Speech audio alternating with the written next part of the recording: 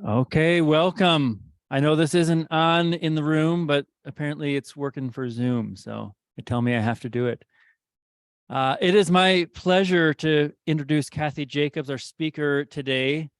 Kathy has been working at the nexus of science and policy and management for a long time. And as I was looking through her CV, I was just struck by the realization that she's somebody that must just look for the hardest problems to solve and continually go after those. I was just amazed to see many of the things that she's accomplished here. She did her PhD at Berkeley, started her first job out as a coastal management planner for the City of Anchorage Planning Department. If any of you have interacted with the Logan Planning Department here, you know how fun that job can be. But she started in a place like that and kept working her way up through a long series of amazing positions, including director of Arizona Water Institute, all the way up to being the lead water advisor for John Holdren, which was President Obama's lead science advisor. She's also managed the National Climate Assessment, the third National Climate Assessment, which if you're not familiar with those pull together an inconceivable amount of data and translates them into actionable, useful information. They're incredibly powerful reports that end up driving a lot of our management and policy decisions. So a really incredible job there.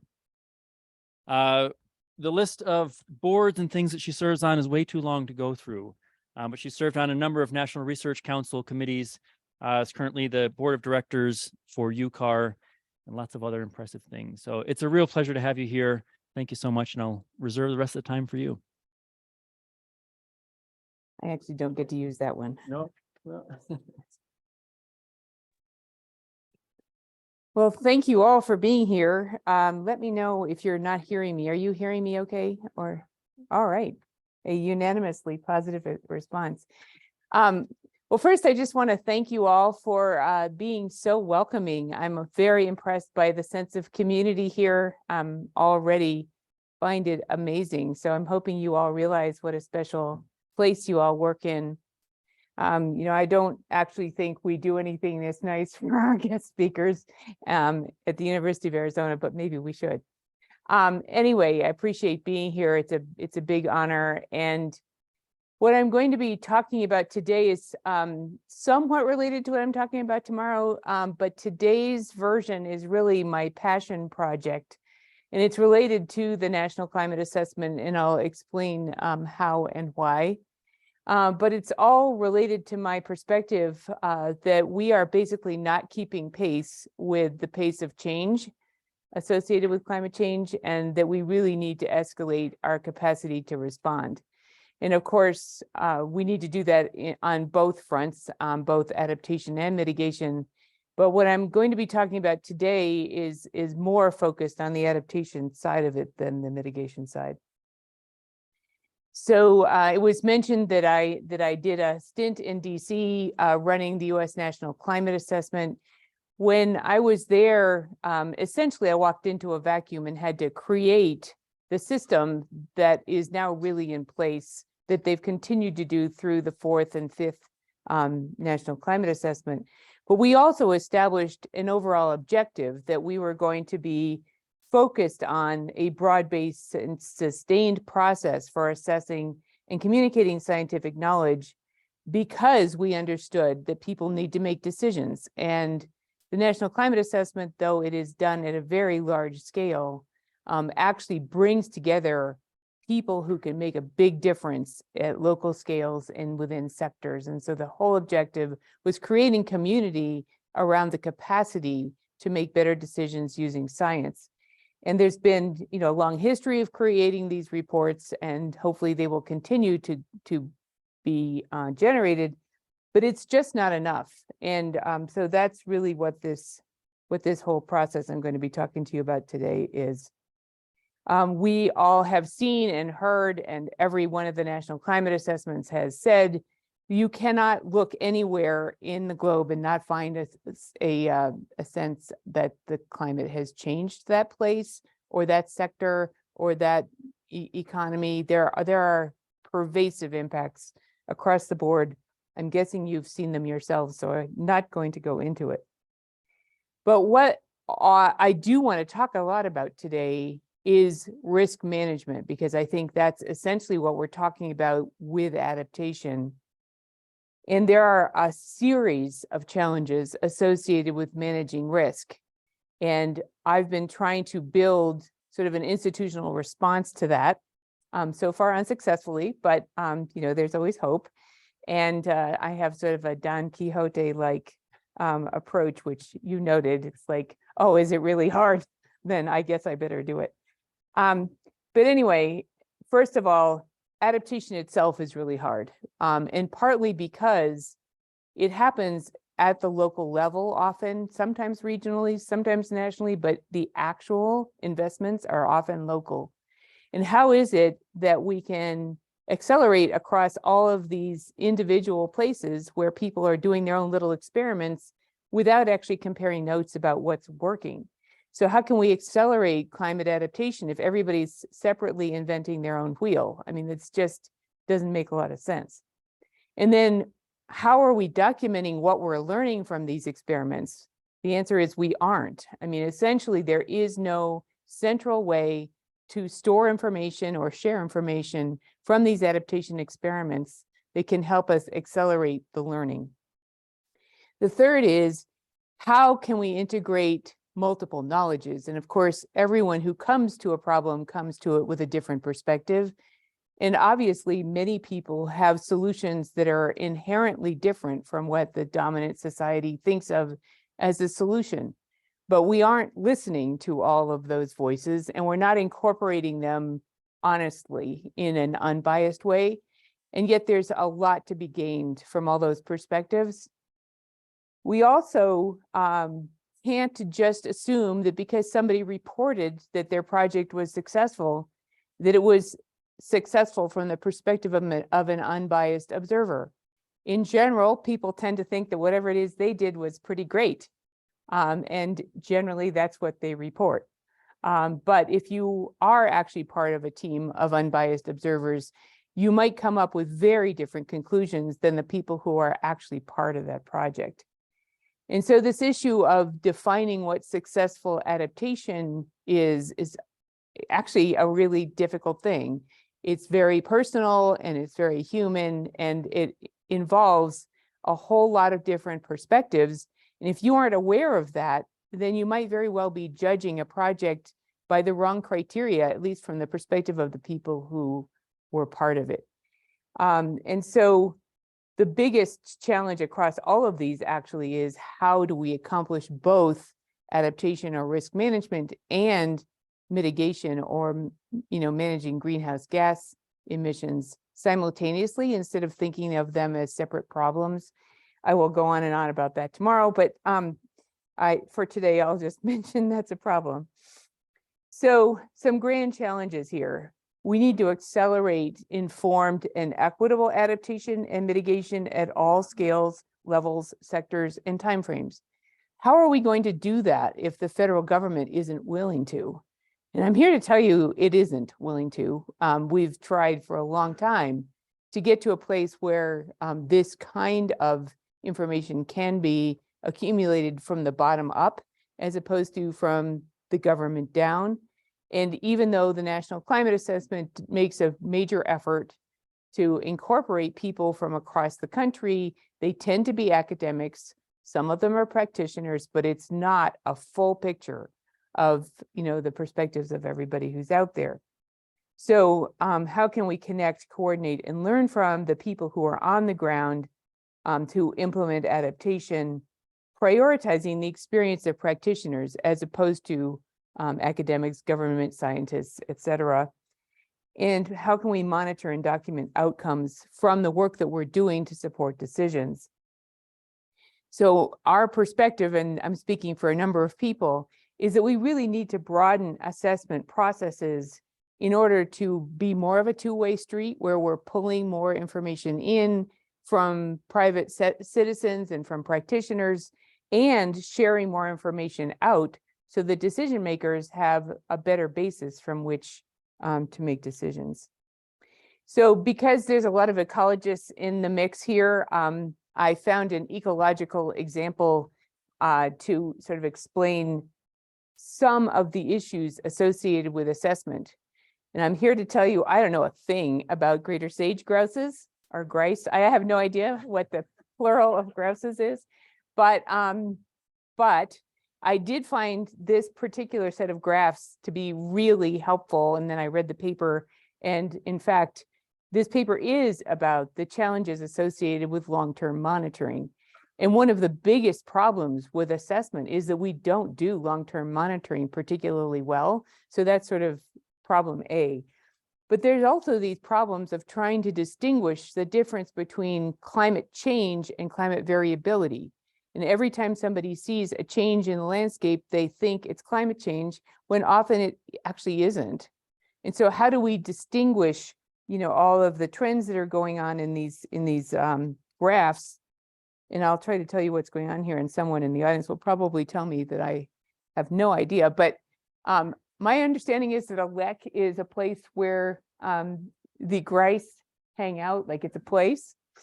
And so this one shows the number of these leks is increasing over time, which I take to be a good thing.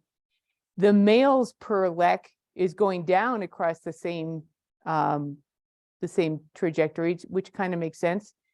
And the total males has gone up dramatically. But in the meantime, you see all this variability, and you can see that some of the variability actually matches across this spectrum, and some of it doesn't.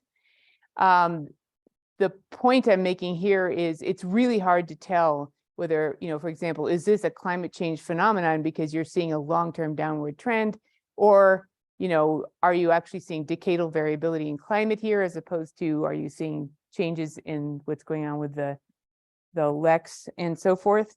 But I do think that this effort these people made to try to identify all of the issues with their data across multiple experiments over long periods of time and correct for those issues so that they could actually compare each other's information was a critically important point. So I'm just trying to illustrate here, the long-term monitoring is critically important, particularly to be able to tell the difference between variability and climate change, and to understand whether your adaptation actions are making any difference, because they can be overwhelmed by a single season of climate events. You could be working on your leks for a long time, and one climate event could wipe out a lot of progress. So this is the paper that I took this from, but I'm just trying to show how much work goes on behind the scenes in trying to understand long-term trends.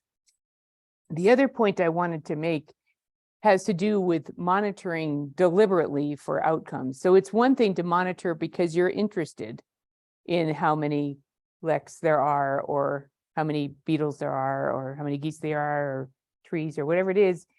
But it's a really different thing to build a strategic program that's monitoring around management objectives, and to do that over a long period of time. And this particular example I thought was really good that way, because it actually showed how the individual monitoring tools that are on the left here, relate to the individual management objectives, whether, it's stabilizing channels, or, it's trying to manage the amount of marsh that's in the upper reach, or whatever it is. Each one of these monitoring processes was being done for a reason, connected to an objective. So I thought that was a good example, again, of being really forward-looking. This is from the Las Ciénegas National Conservation Area in Arizona. So since I was working on the National Climate Assessment, I left there in 2013. A whole cadre of people and I have been working together on trying to implement the vision that I described of building the capacity to really learn from our adaptive actions and share that learning in order to escalate adaptation. And we've called it many different things. We've done it through various different funding streams. And essentially, we have not yet broken through. We still have faith that it may happen, It wouldn't take necessarily a really big break for it to happen, but it has not happened. I just wanted to lay out some of the work that we've done to get us to where we are today. First of all, we held a lot of methodology workshops before we ran the National Climate Assessment to try to establish what's the latest practices in vulnerability assessment. What are the various techniques and tools that we want to use to define regions, et cetera. We had our Federal Advisory Committee write a whole report on how to do sustained assessments that were useful for decision making. We wrote a book about our experience in doing the National Climate Assessment, in engaging citizens and trying to move this idea of sustained assessment forward. There was a Federal Advisory Committee established at the end of the Obama administration, which the Trump administration eliminated. That advisory committee became an independent advisory committee and published its own report. And that report was in BAMS, but there's also an associated EOS article. That really contains a whole set of advice as to how we should do this thing that I say we need to do. And so there's a lot of people who've worked on this. We're probably 150 different people have at some point worked on this process with us.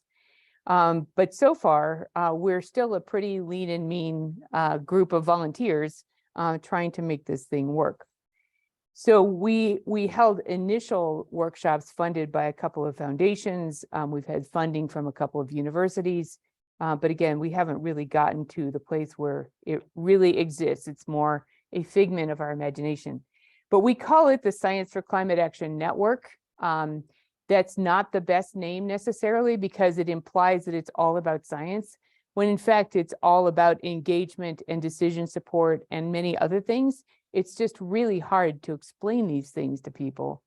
But the main sort of three things we're trying to do is build long-term assessment and adaptation capacity, focused on decision support, so it's more of a system.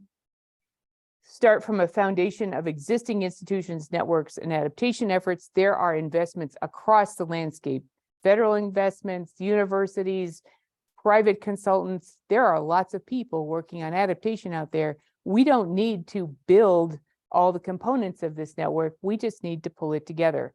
And so the idea of it's more of a network of networks than it is something that really has to be built from the ground up, and it could easily be virtual. We want to incorporate the experience and observations of practitioners and also work in partnership with academic and agency scientists. So it's basically a partnership between citizens and academia and agencies. So as far as there are very many recommendations from this independent advisory committee, but I'll hit on a few of them. The first is to assess climate science and services to support action. And what's meant by this is really establishing priorities for the kinds of climate risks that can be addressed through doing better planning and how to manage for particular categories of impacts. So if you know, for example, that wildfires are going to be a problem for all the states in the West and now expanding into many of the states in the East, that's a category of topic that you want to spend some time on. Flooding is, fluvial flooding in particular, but coastal flooding as well. A lot of communities have those same problems. Extreme heat. So, there's categories of climate impacts where a lot of people are going to be affected and there's a lot that can be done about it. So those are the ones that maybe you want to focus on first. And then in the context of decision support and planning, things like how do you modernize your infrastructure so that it's climate ready? How do you plan a clean energy transition so that you aren't leaving whole communities behind? How do you design and site facilities so that they are robust in the context of climate impacts? So in this network of networks idea, our concept is to essentially incorporate, I've heard this is going to stop. Yeah, there it is. incorporate existing investments. And also, hang on to your microphone. Sorry, that was probably going to happen. So taking into account the existing national climate assessment effort, which includes universities, agencies, all kinds of regional centers and nonprofits, the national climate assessment itself, we, in partnership with this new organization we're calling SCAN, the Science for Climate Action Network, which also has a whole series of partners that would be part of this process. So the idea is, having a partnership where there's a federal component, a federal-led component, and a civil society-led component of this system.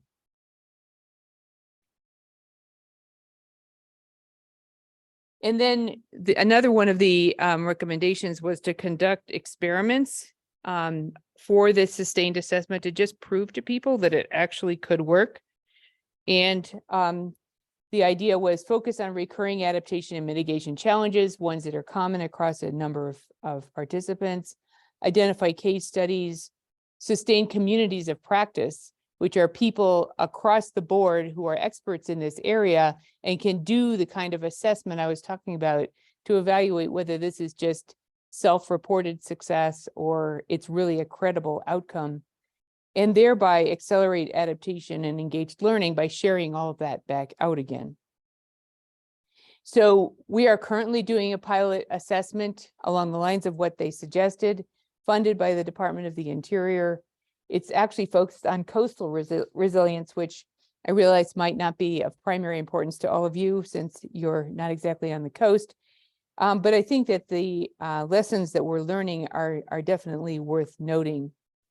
So the objectives of this pilot are, first of all, to characterize the state of science and practice in implementing ecosystem-based adaptation or green infrastructure in the coastal US. Secondly, designing and testing a scalable assessment process along the lines of what I've been talking about that engages practitioners and stakeholders to promote transferability of lessons to other topic scales and geographies. We have 4 basic components of this pilot. One of them is prototyping this state of knowledge synthesis, which really mirrors the process that's done for the National Climate Assessment, but it would be done by a citizens group, not by the federal government. Second, creating and testing the framework for assessing the effectiveness. Third, reporting on these findings related to the effectiveness of ecosystem-based adaptation, and then identifying research needs for translation of this in the context of accelerating adaptation. So I'll just share a few of our draft findings with you. Many of them are not a big surprise and have broad application, even though this is done in a coastal context. First of all, action is hindered by a lack of guidance, standards, and data, meaning there are no standards for success or even engineering standards for what defines a successful ecosystem-based adaptation project. There's also a double standard for doing cost-benefit analysis because there's this fallback position that people are going to build gray infrastructure, the cement kind, because you can actually figure out what the cost-benefit analysis is for that. Whereas with ecosystem-based adaptation, it's a lot more fuzzy. And so the engineers tend to fall back on the thing that they know, which is how to calculate the cost per square foot of, putting a seawall in or whatever. Practitioners cite the need for more knowledge sharing, this idea of peer-to-peer learning around this. There isn't any system for them to share information. And over again, we heard how important it was to work with engineers because they often were the ones that stood between a successful application of an ecosystem-based solution and building a concrete wall. There are distinct regional differences in ecologies and social contexts, but strong national themes across geographies.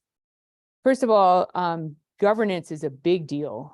There are a lot of barriers to effective implementation of green infrastructure on the coast, but they're mostly social, cultural, or institutional. And interestingly, for example, we interviewed people from some communities that were not advantaged communities, and they felt like they were being discriminated against because it was being suggested that they should have a green infrastructure type solution, whereas the rich people were getting seawalls and cement. So, there's a lot of sort of underlying bias and perception that you have to deal with in the context of making decisions. And again, the barriers to doing this particular thing comes a lot from social expectations and so forth. Capacity in human infrastructure, there is capacity out there, but there are many communities that don't even have the capacity to write the proposal to put the green infrastructure in place, let alone actually implement it. But that's just not enough by itself. The whole idea that you have to integrate science into the design and have an adaptive management program to figure out whether or not it's working over time, it requires monitoring and maintenance and training. And then framing alternative expectations and values. Everybody walking into these projects has a different idea of success. And so if they are all walking in with a different idea of success, they're definitely not going to agree on whether or not it worked in the end. Another point that really came up often is this idea that sea level rise is an ongoing threat and it's not going to stop anytime soon. So if you aren't sort of building in the idea of retreat into your whole planning process, it might not be viewed as an adaptive investment in the long term, because in the long term, whatever it is you build may be overwhelmed by sea level rise and storm surges and so forth. So people really have a lot of trouble engaging with this idea of retreat, that you have to plan in the idea of providing some kind of buffer in the future where you may actually have to move people out or whatever. Equity and justice, perceptions related to equity and justice are central to decision processes. And so often institutional power is at play here, whether it's the local chamber of commerce or it's the locally elected officials. They want to protect whoever the most influential people in the community are, and they may or may not actually make the best decision for the largest number of people or the greatest number of frogs or whatever. So it's there's a lot at play here. So what we are trying to suggest with this Science for Climate Action Network is to basically build an engaged learning system in support of adaptation that listens to multiple voices and sources of information, that prioritizes topics based on risk and vulnerability, that focuses on common challenges, supports decision-making, uses science and learns from experience in real time, documents and shares lessons learned at multiple scales, provides expert review of the findings, and builds an integrated or at least coordinated national knowledge network that supports adaptation. So I wanted to jump from that to exhorting you to be part of the solution here. And there are many opportunities for private citizens to, play a role in making better things happen. And here's an example. There's now going to be a national nature assessment. I don't know if you've all heard about that, but there's an open federal register comment process with comments due March 31st. You could all write into them and say, the way we do these assessments doesn't make sense. We need long-term monitoring. We need citizens to be part of this process.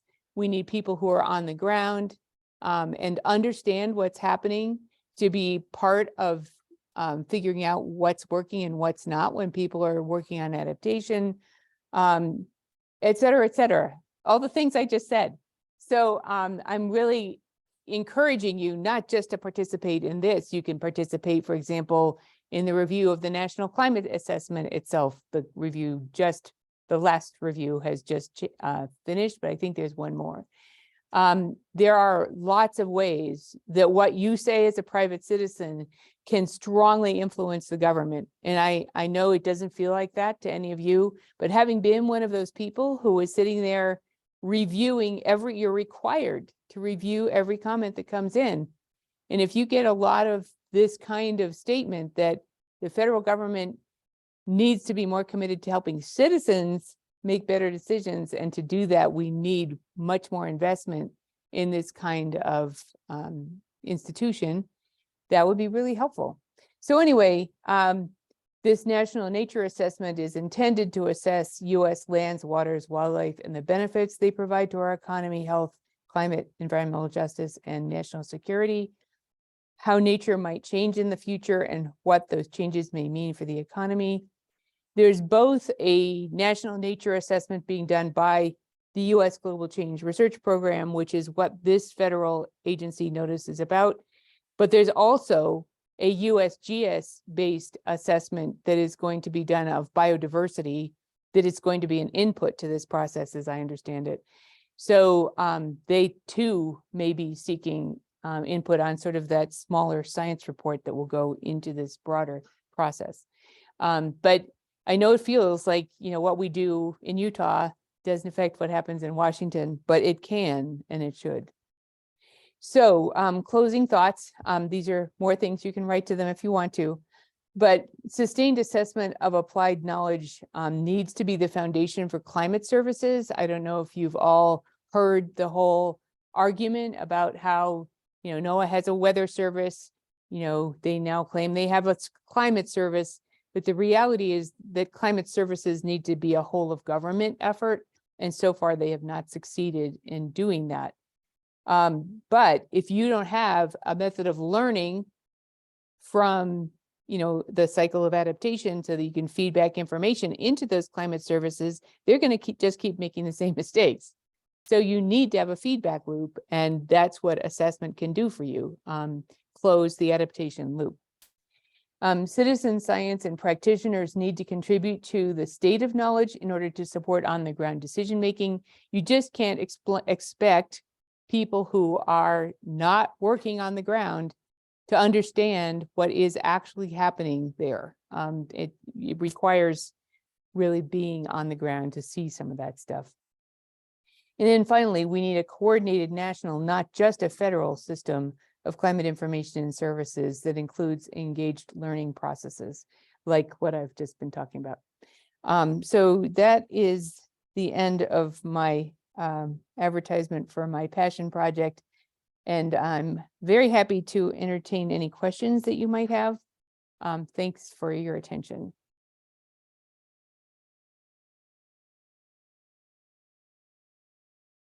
So are you all going to go out there and change the world? Excellent. How are you going to do that?